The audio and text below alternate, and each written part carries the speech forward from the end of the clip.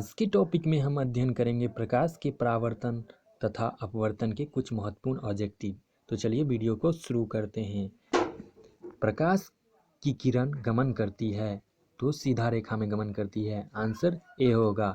प्रकाश का वेग न्यूनतम होता है, कांच में सबसे न्यूनतम होता है। आंसर डी होगा। मोटर गाड़ी के चालक के सामने लगा रहता है, उत्तल दर्पण लगा रहता है। आंसर बी होगा। मोटर कार के हेडलाइट में किसका प्रयोग होता है? अवतल दर्पण का प्रयोग होता है। आंसर सी होगा। समतल दर्पण द्वारा बना प्रतिबिंब होता है, काल्पनिक होता है। आंसर बी होगा। लेंस की क्षमता का ऐसा मात्रक होता है, डायोप्टर। आंसर ए होगा। प्रकाश की किरणों का पथ दर्शाने वाले चित्रों को कहा जाता है, तो किरण आरेख कहा जाता है। आंसर ए होगा। 2D क्षमता वाले लेंस का फोकसांतर होता है 50 सेंटीमीटर होता है इसका। आंसर डी होगा। किसी उत्तल लेंस का फोकसांतर 50 सेंटीमीटर है तो उसकी क्षमता होगी, तो इसका आंसर +2D होगा। आंसर डी होगा।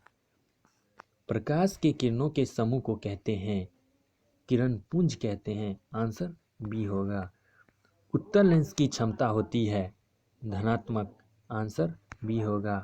अवतल लेंस की क्षमता होती है ऋणात्मक। आंसर ए होगा। उत्तल लेंस को कहते हैं अभिसारी लेंस। आंसर ए होगा।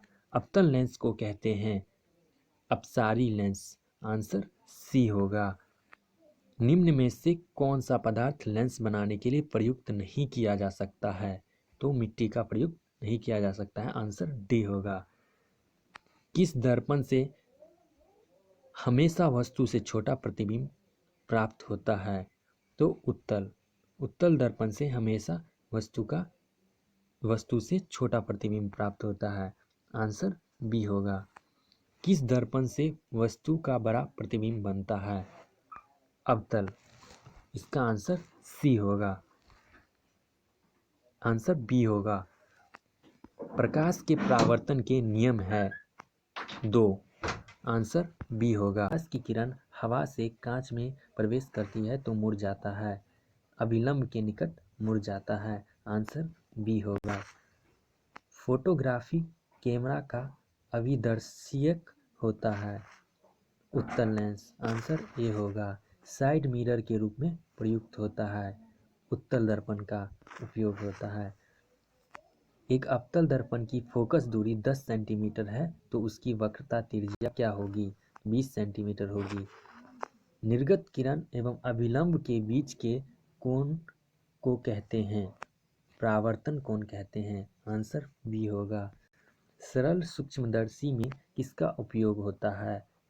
उत्तल लेंस का उपयोग होता है। Answer D. किस लेंस के द्वारा सिर्फ काल्पनिक प्रतिबिंब बनता है? तो अवतल लेंस के द्वारा काल्पनिक प्रतिबिंब बनता है। परावर्तन के नियम से निर्धारित होते हैं। आपतन कोण परावर्तन कोण के बराबर होता है। आंसर ए होगा। काल्पनिक प्रतिबिंब होता है सीधा। आंसर ए होगा।